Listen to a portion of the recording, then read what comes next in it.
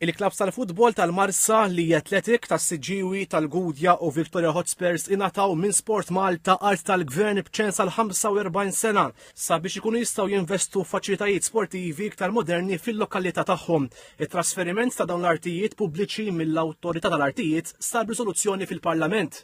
Ma' TVM News l-uffiċjal ta' Sport Malta Gianluca Zoppardi Spiteri spjega illi fil-passat it-trasferiment tal-art l għaqdiet sportivi kien jingħata biss sal 16 sena. Ta' ċenza 45 sena huwa titlu b'saħħtu ħafna l-klabb.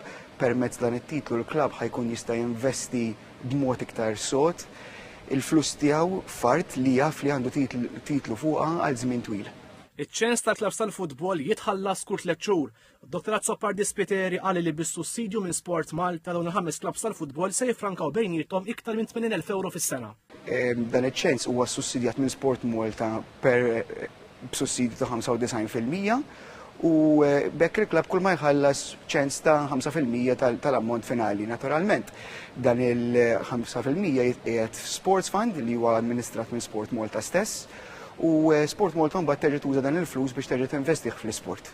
Il-Ministru għall-Isport Clifton Grima qal li l-Gvern se jkompli ħabbrek sabiex trasferimenti bħal dawn isiru ma' iktar għaqdiet sportivi f'disciplini varji. Għandek għaqdiet sportivi fosthom dak li jieħdu ksib il-biljards u l-pool li qegħdin nitkellmu dwarna magħna dwar spazji li jistgħu jiġu konvertiti f'faċilitajiet sportivi li magħan ikun hemm dejjem dak illi jkun ta' benefiċċju għall-komunità sportiva Maltija permessa faċilitajiet li jkunu state of the art, faċilitajiet illi jistgħu jitgawdew il-ġimgħa kollha. Il-Ministru Grima qal li l-pass li jmiss huwa li jsir il-kuntratt tal-kera bejn Sport Malta u l-klabs tal-futbol.